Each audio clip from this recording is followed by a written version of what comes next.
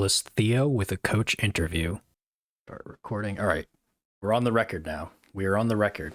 Okay. Understood. Hello, everyone. Theo here. And today I am here with our first ever VBA coach interview. Our first coach that we'll be interviewing this season will actually be RazzRazzBerry.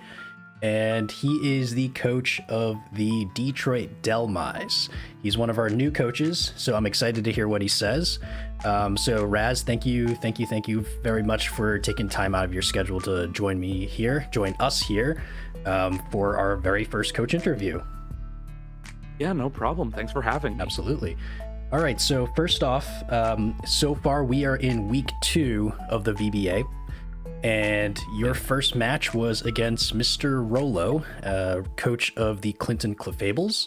And let me hear it. What did you think of your first ever draft experience with our league?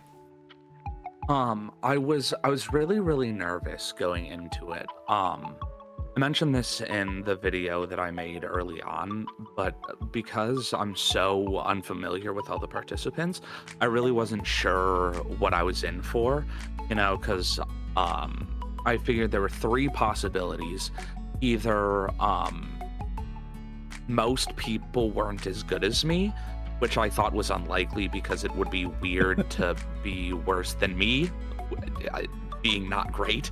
And to start a league in this format, or maybe I was kind of like evenly matched with everybody, which again, I'm not fantastic as far as I can tell. So I figured it was likely that everyone would just be better than me. And so I was really worried that I was going to go into my first match and make a complete fool of myself. But fortunately, I managed to avoid that. That didn't happen at all. And what are you talking about not being great? You have draft league experience from our coach introduction video. You've been in part of 4 different seasons total of 2 different draft leagues. So, and I mean, you placed pretty darn well in all of them. Did you mind just describing what those draft leagues were like? How many participants were in each one? Yeah, for sure. So they were all singles, which is a big part of why I was so nervous for this one, because like I've been trying to get into VGC over the past 1.5 years, 2 years maybe. But because it's a format that I'm not super familiar with, I was worried going into that. But I'm getting off topic. So the first one was kind of small. I was just doing it with my friends.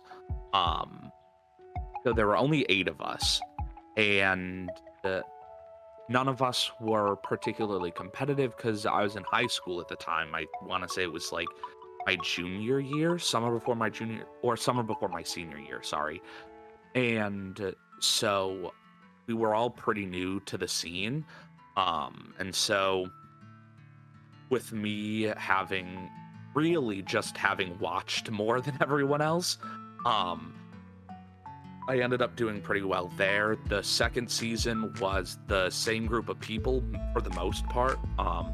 There were a couple coaches that didn't return that we ended up replacing with other people, but all the big names, so to speak, were still coming back. But again, a lot of the people who were involved were either my age and therefore in high school and doing other stuff, or older than me and like my brother's age, which means they were in college and were doing other stuff. So a lot of my success in those areas was due to the fact that the people I was playing against weren't super invested in competitive. We were really just doing it to have fun. However, the year after that was very different. I had gone off to college. I was going to Eastern Michigan, and I had joined the Pokemon Club there. Yes. And I think Draft League is really fun. Obviously, that's why I'm here. And I wanted an excuse to talk to new people who shared this interest with me. And so I was like, hey, I want to start this draft league. I think it's really cool. And so if you're interested, let me know. And it was kind of a struggle because, again, a lot of these people were older than me. And so they were close to graduating. They had jobs, they had a lot of classes, and they had never done it before, and they didn't know me. And so the odds were kind of stacked against me in terms of numbers. But after a couple months, I think, I ended up getting 16 people, and which was the number I was shooting for.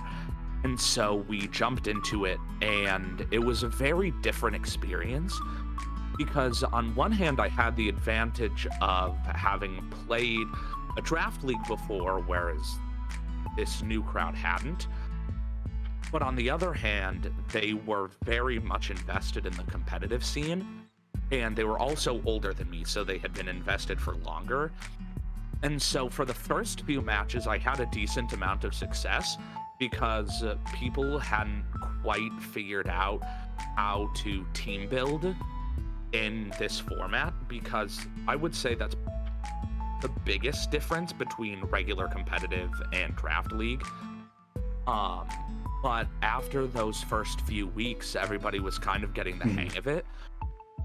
And so it became significantly more difficult to really do well. And I managed to, for the most part. But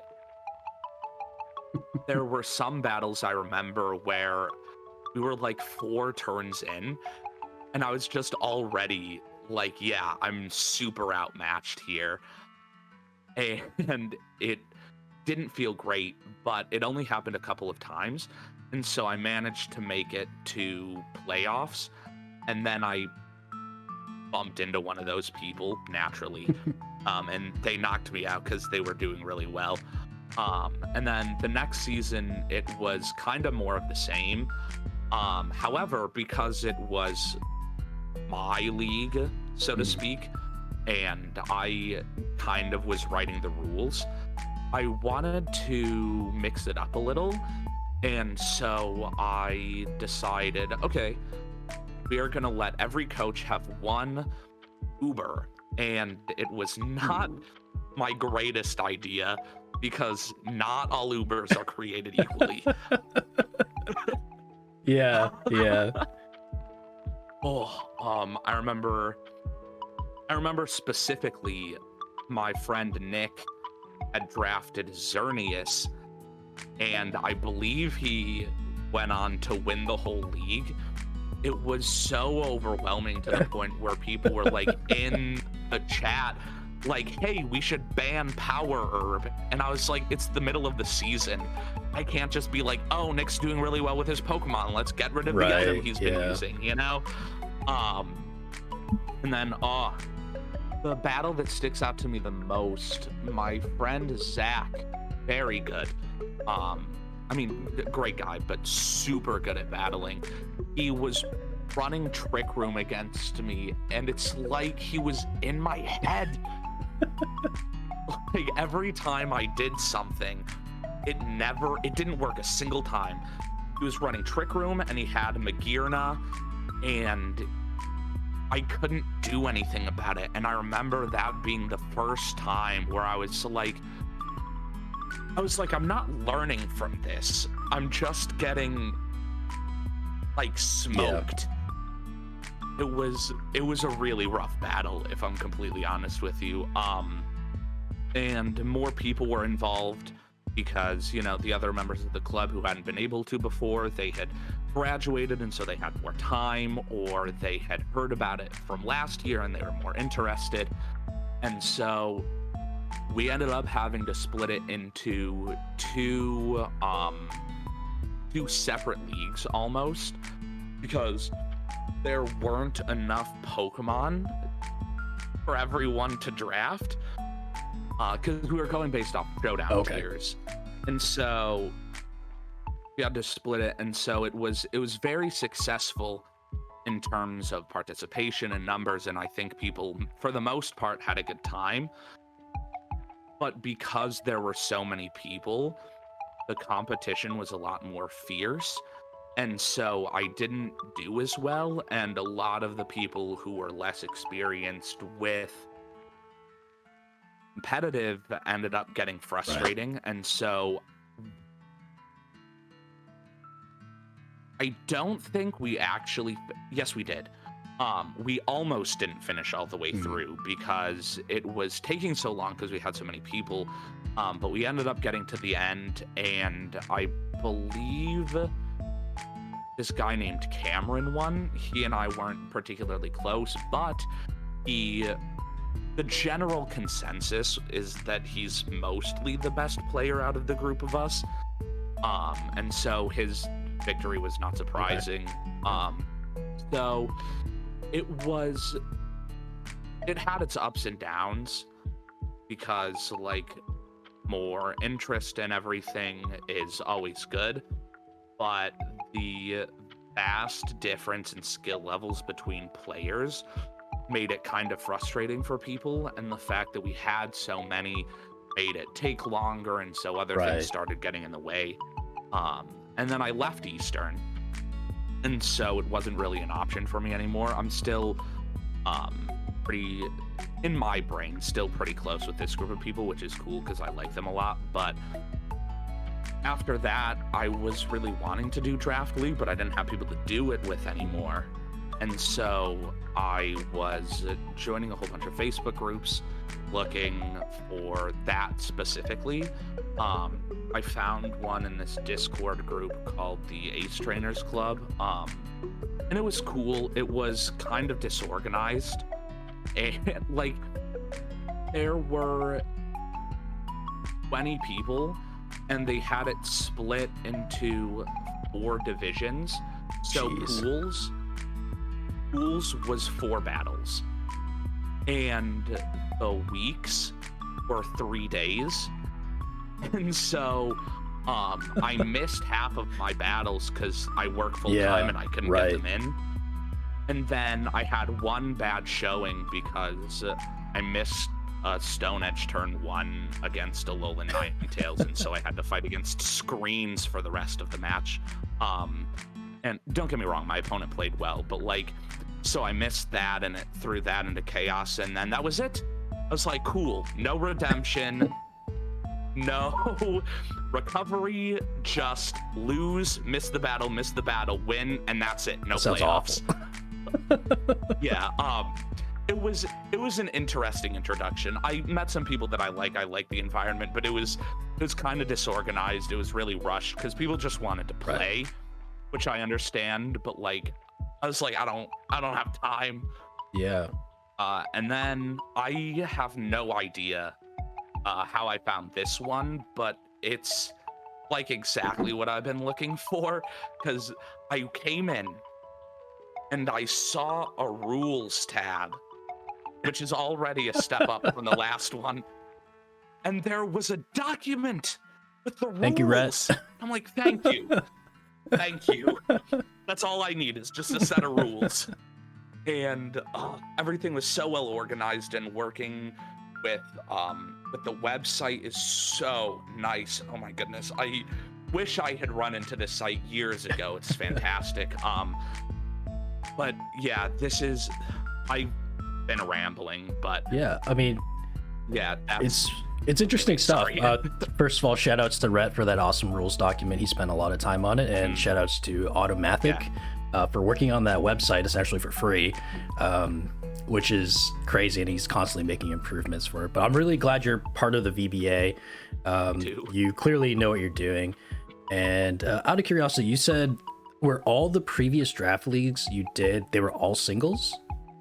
Yes, every single one of them. So what made you transition over to VGC or a doubles format? Wolf Glick. Well, okay.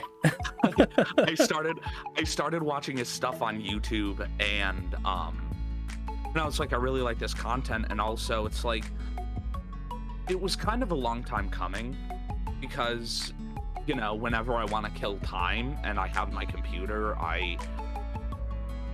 it's not so much anymore, but like for a really long time, my go-to was just to play random battles on Showdown.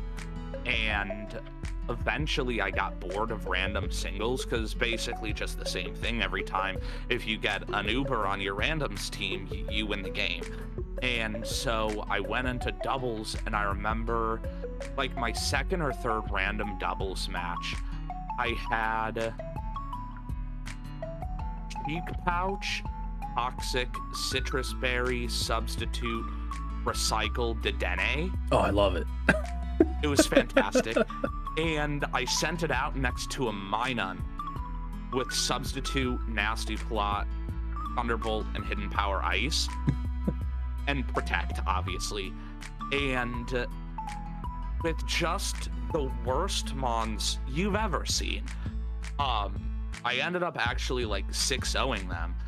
And I was like, oh, this is really fun. Because like I was playing well, and I was like, I'm a doubles master, which is not how that works, but that's what I thought. And so I ended up doing more of it, and I was kind of just comfortable with it. I don't know. Mostly what it was is I was clicking Protect at the right time. That's a big part of it. Yeah. Yeah, it's a super huge thing. And so it fell off a little bit because I stopped doing Showdown as much for a time. And then I found Wolfglick's channel somehow. I don't remember how, but I did. And I was watching his stuff, and I was like, this looks really fun. There's a lot. It feels like there's a lot more that you can do. I agree. In terms of like strategy and stuff, because things that have chemistry together, it's not like, oh, these two have a lot of chemistry, but it doesn't matter, because if it doesn't get like U-turn or volt switch or whatever, there's a word for it. I can't Exactly. And then it's like I can't do anything about it. And even if they do, then there's a whole turn in between. Yep. And with doubles, it's like you can have both of them active at the same time, and it feels like it takes more strategy, and there's more fun stuff that you can do. And then I played with Whimsicott Duraludon on the ladder for a while, and I was like, okay, this is the one. When did you draft Duraludon? Was it first round or no? I think, yeah, it was first round. Okay. Because I was really shooting for Whimsicott, but I knew that wasn't gonna happen. I think it was number 2, right? Yeah, I think it went right away. Technically you could say it was number 1, since Curry used his number 1 spot for, gosh, what was it? G-Max Colossal. No, I think that's a legit number 1. But yeah, I mean, just a little bit about myself. I also started pretty hard on Smogon singles, and I got to the point where it does get boring. It gets stale because there's not as much team synergy. Most of it relies on pivots and 50-50 calls, and you can also do a lot of toxic stalling, and that was probably what really threw me off of singles, was the toxic stalling. And just not much thinking involved. It came down to a lot of 50-50s. And then when I started doubles, not through Wolfie Glick, but I actually started doubles with Curry. I believe one of us suggested that let's try to qualify for Worlds. Let's do it. And we started doing double strats. And I mean, there's a third of the Pokemon moves. You don't get the full extent of the effects unless you're playing doubles. And then there are some moves that have no effect at all unless you're playing doubles, such as Helping Hand. So there's so many more possibilities in a doubles format than there is in a singles format. Singles is all about pivots, 50-50 calls, call and switches. You could argue those also entry hazards. Yes, entry hazards. Yeah, I love my stealth rocks. And it was just very limited in the thinking, and there's so much more synergy that can happen in a doubles format. I mean, I wholeheartedly agree with your opinion on that, and I'm glad you made the switch, because I am too. Me too, yeah. Yeah. So you drafted Duraludon as your first pick. What was your? Do you want to what was your idea going into the draft of what you wanted as your core? Like, what did you have to have? So I actually, do I have my note? I do have it. Hold on. So, I know because I've done drafts so many times, I know how easy it is for things to get sniped. Mm-hmm. And so instead of relying on specific Pokemon, I more go for, like the roles of those Pokemon? Roles, yeah, like characteristics, I guess, is Right. not the correct word, but it's close enough. And so I ended up getting most of what I wanted. Missing Whimsicott kind of put me in a tailspin for the first little bit, but it ended up working out really well. So in my brain, there are 9 types that are really important. And you might recognize them. The 9 are Fire, Water, Grass, Fighting, Psychic, Dark, Dragon, Steel, Fairy. And so my first priority is like, which ones do I want? And then what Pokemon fill in these other types that also cover what I have well. And then I'm, of course, looking for a ground immunity. I wanted an electric immunity, but it wasn't my highest priority. And then I wanted something to set and abuse some kind of weather. I was shooting for sun, and that's what I ended up getting. It wasn't exactly in the way that I wanted it, because I was aiming for Gmax Venusaur, but it's fine because I ended up getting regular Venusaur. And then, of course, Taunt, Fake Out, and I was looking for a Prankstermon. Originally, all of those things were going to fall into one Pokemon, being, I almost said Berserker, that's incorrect, Liepard. Because honestly, I think Liepard is a really strong pick, and I think people sleep on it a lot.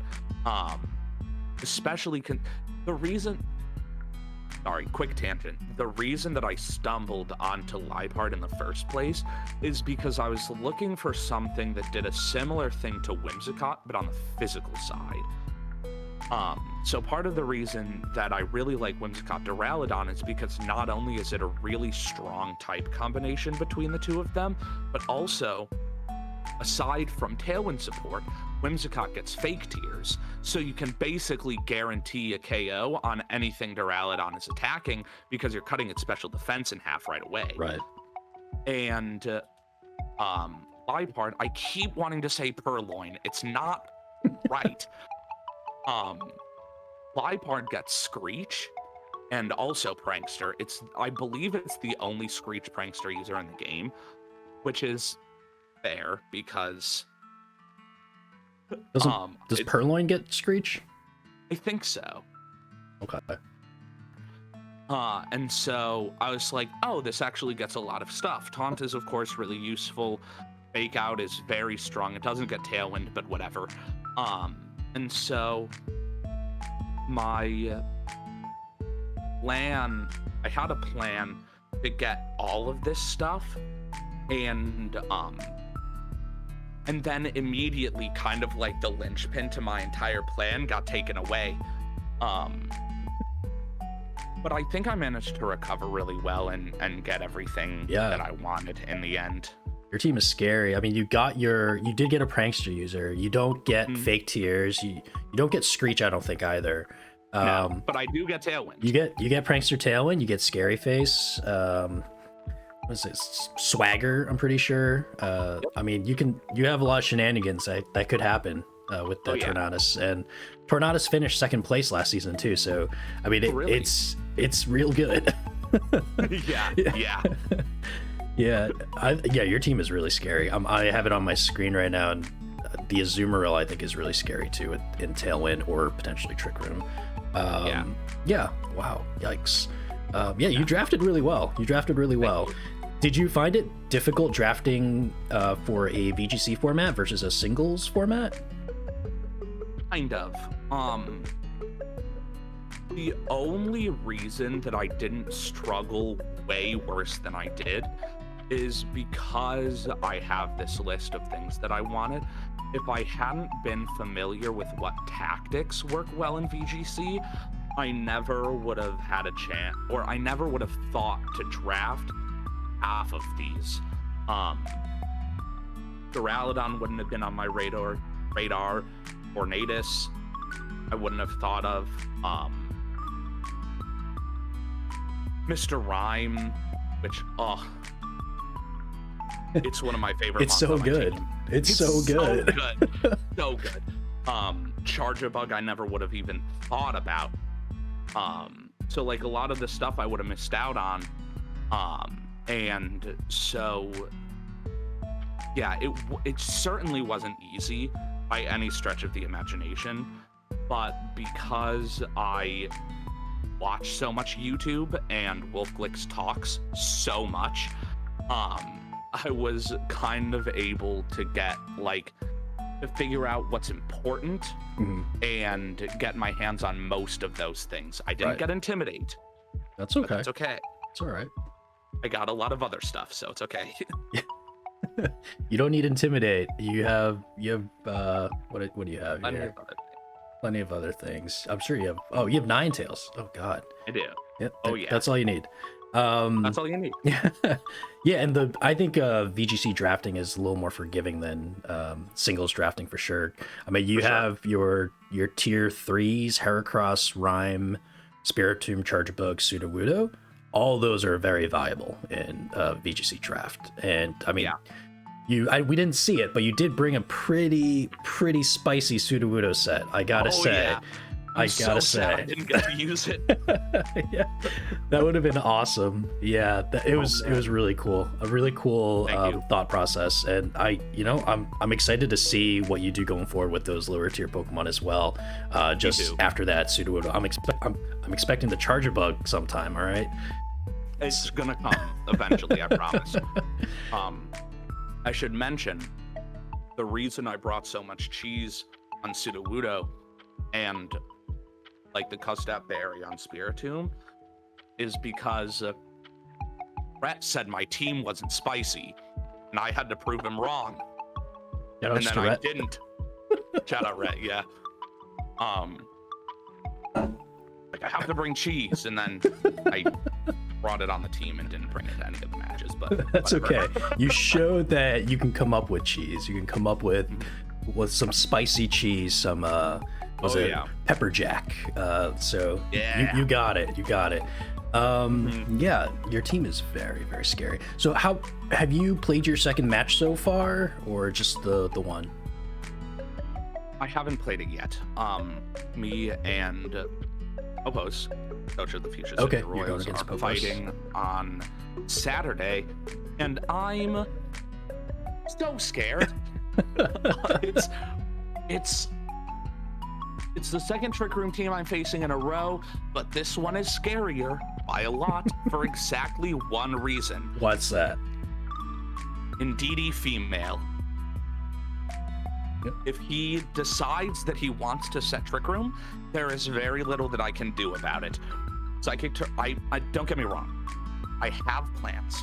Okay, don't spoil them. I would never spoil anything, but I have thoughts. Okay. But it's hard because the way that I stopped it from happening against Rolo was to just fake out his redirection and kill his Trick Room setter, which isn't what happened, but if he had gone for Trick Room, that's what would have happened. But I can't do that if he brings Indeedee female, because fake out doesn't work, and I can't really stop the redirection, and so I have to think outside the box. And I did. Okay. But it is not foolproof. It is going to take a lot of thought and a lot of soul reads. Soul pull reads. Off this match. All right. So It's a scary team, but I believe in myself. Yeah, I think you can do it. I think you can do it. Popos is a good battler. He came very, very close to making playoffs last season with a completely different team, but he knows what he's doing. So you're best of luck to you, I'll say. Thank you. Thank you. Yeah. Yeah. So I wanted to touch upon something aside from Pokemon, from the coach interview, and I wish I had gotten more details when I asked you earlier, but you listed theater as one of your hobbies. So singing, or are you doing theater? Do you just enjoy going to theater? What's the dealio? So, do you want the long version or the short version? Give us the long version. Okay. So, when I was real young, I'm talking like second grade young, I was enrolled in a what's it called? Youth group at my church. And every winter we would put on a church musical. Now, church musicals don't count, so we're not gonna stay here for very long. But they were a lot of fun every time, which was good because I had to do them. I did not have a choice. And in my very last one, I ended up getting the lead, which is good because I told everybody before auditions that I was gonna get it. And so if I hadn't, that would have been embarrassing. Anyways, so I got it and I was like, man, this is super cool. And then I got to middle school and I was like, yeah, I want to do theater for real. And then I did an audition for the show in 5th, 6th, or 7th grade. Then I got to 8th grade and I auditioned for Aladdin, and Aladdin Jr., I should mention. Okay. And everyone was like, yeah, guys always get into the show. Realized that ensemble existed. And so I was like, so I, as a boy, am guaranteed to have a lead. And so I was like, oh man. But there was this show. And so we started dating, which doesn't matter except for the fact that that's why I did it my freshman year, because I thought she was going to be in it again, which was not true. But it's fine because it was my first like real show, I guess you could say. And like, it was just a straight play. And I somehow ended up getting the lead. Oh, nice. And I was like, the other actors were people that I knew and really liked, and the director was someone that I knew, and so I had a really good time. And I was like, yeah, this is awesome. And then I started taking voice lessons, and I did all 8 shows throughout high school, because we did one straight play, one musical every year. And then it was my senior year, we did Into the Woods. I played the baker. And I was like, okay, that's the baker. And I was graduating and I was like, okay, I'm going to go to school and I'm going to major in musical theater. And then if I graduate and it doesn't work out, then I'll go back to school for secondary education, because I think being a teacher would be cool. And then at the last second, I was like, never mind, I'm too scared. So I went to Eastern and I majored in secondary education. And it did not work out very well, because not only did I not really like my major, I also didn't really like the school. The only good thing that came out of this year as it stands right now was the Pokemon Club that I mentioned earlier. And so I was like, okay, this isn't working. I can't, like, it's hard for me to focus on doing something that's not musical theater, because that's what I want to do. And until that gets proven wrong, I can't focus on anything else, because there's always like that what if, you know? Right. And so I transferred to Siena Heights, which is a really good theater school that also happens to be in the town that I live in. And I majored in musical theater there for a semester and a half. and I did a bunch of shows while I was there. It was super fun.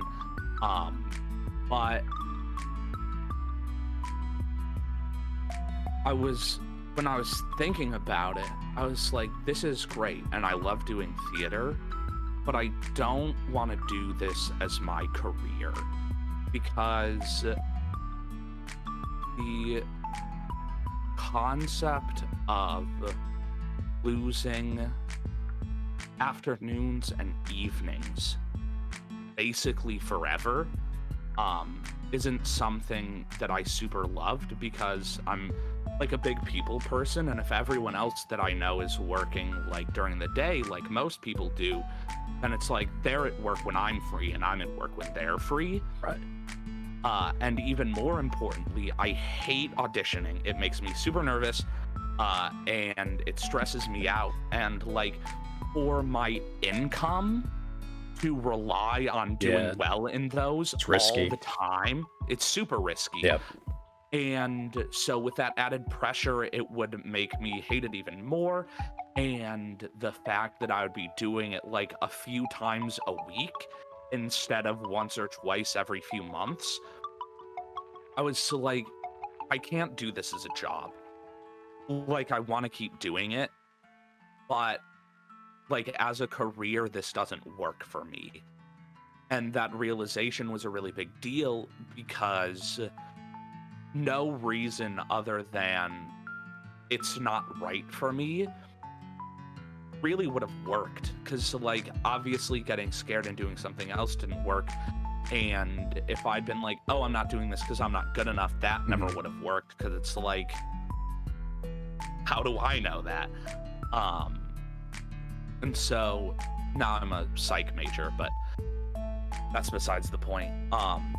So mostly like on stage stuff, a lot of singing, considering how much I've worked on my range and my voice and all that business for the past several years. I do a lot of that, and I plan on continuing to do a lot of that, just not for work. Yeah, hey, that works, man. That works. I mean, it's something you like to do, so you might as well keep it as a hobby. Yeah, exactly. Sure. Now, so yeah, I mean, it makes sense. It's definitely risky, that field. But as far as risk and being scared, who are you most scared to play this season from your schedule? Oh, geez. Hold on. Hold on. You caught me off guard. 1 second. Let me pull it up. Oh man, what a question. I'm scared of a lot of people. I will say that right out the gate. Yeah, we have a lot of good battlers this season. Yeah. For sure. A lot of good teams. I'm scared of the team. Even the ones that I ranked low on the tier list, I'm like, half the reason I rank these this low is because I don't know what they do, which makes it even worse. Yeah.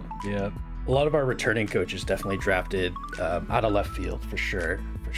But they have plans. I guarantee you that. They all have plans for their picks. Oh yeah, I am. Nervous about that. Have your thoughts changed since your tier list video? No. Okay. He's sticking strong, folks. Yep. Okay, so scared of? Yeah.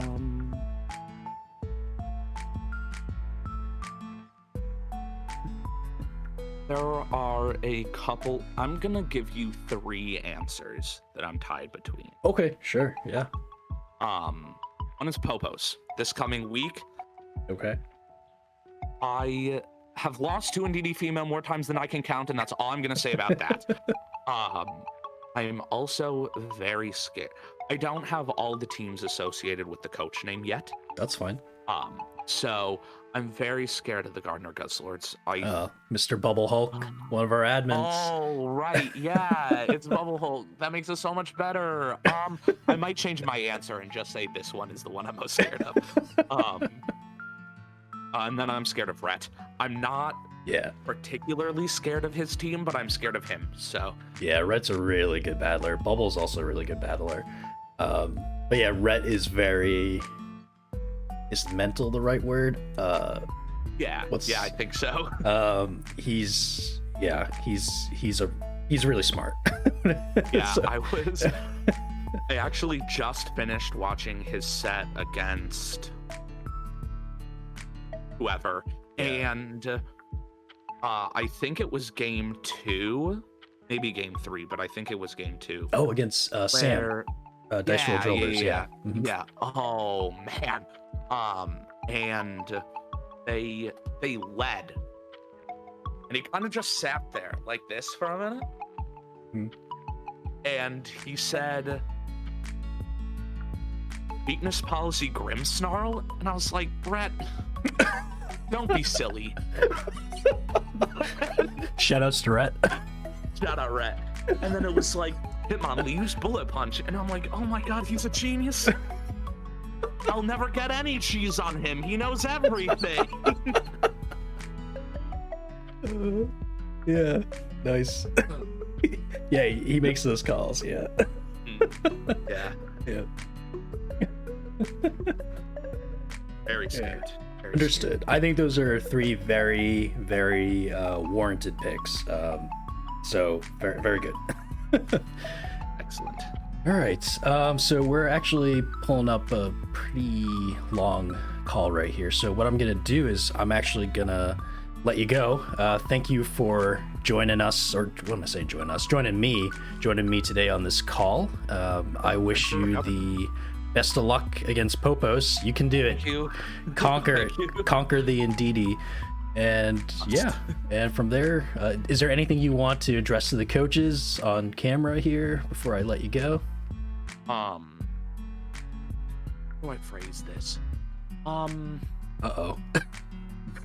It's a thought that I've had in the past couple of weeks. I've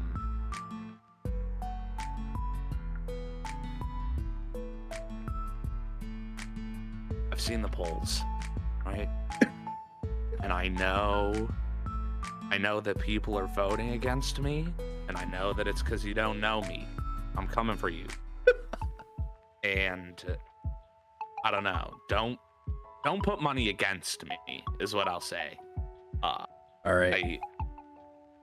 Sleeper pick. You heard it here, folks. Shoutouts to Rhett. You heard it here. Thanks, Razz. Thanks for chatting. I'll let you go. No problem, man. Have a good one. All right, cool. You too.